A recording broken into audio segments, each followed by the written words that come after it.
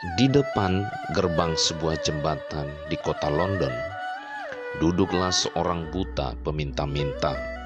Setiap hari ia duduk di situ sambil memainkan biolanya yang sudah usang dan menaruh kaleng di depan tempat duduknya. Dia berharap orang-orang yang lalu lalang akan merasa iba mendengar gesekan biolanya, lalu memberinya sedikit uang.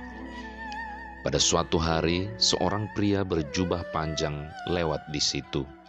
Pria itu memperhatikan si pengemis buta memainkan biolanya, dan ternyata tidak ada seorang pun yang lewat mau memperhatikan si pengemis itu, apalagi memberinya uang. Kemudian pria itu menghampiri si pengemis dan memintanya untuk meminjamkan biola usangnya. Si pengemis buta menolak, katanya, "Tidak, ini adalah hartaku satu-satunya." Pria tersebut terus membujuk, "Hanya untuk sebuah lagu sajalah," katanya. Dengan agak terpaksa, akhirnya si pengemis meminjamkan biola tuanya. Pria berjubah panjang kemudian berbisik, "Saya akan beri contoh padamu cara memainkan biola dengan sepenuh hati, dengan sungguh-sungguh menghayati."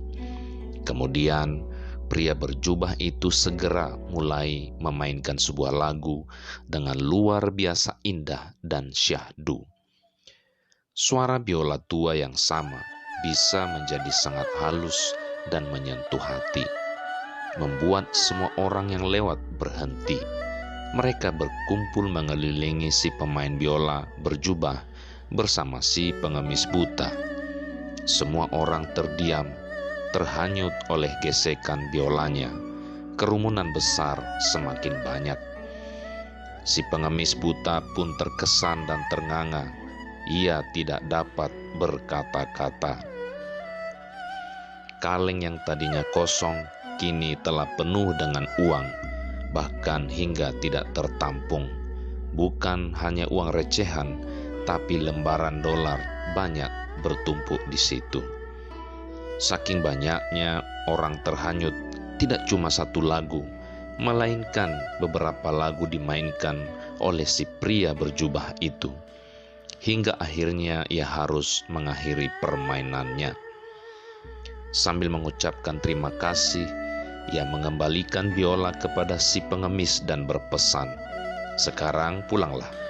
Dengan uang yang engkau dapat hari ini, belilah pakaian yang baik, mandi, cukur rambutmu, dan rapikan jenggotmu. Mulai besok bermainlah seperti yang aku katakan dan aku contohkan tadi."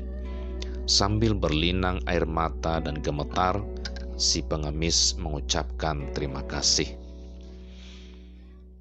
Pria berjubah hanya tersenyum, lalu beranjak perlahan meninggalkan tempat itu.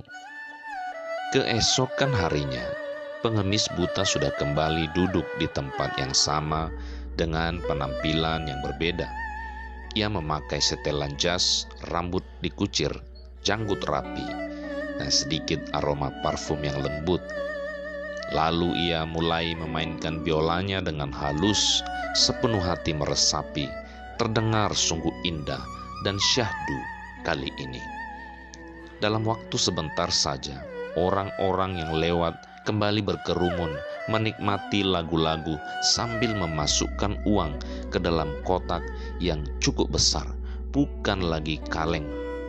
Sejak hari itu, si pengemis buta ini tidak lagi disebut peminta-minta, tetapi orang menyebutnya seniman jalanan yang sangat menghibur para pejalan yang lewat.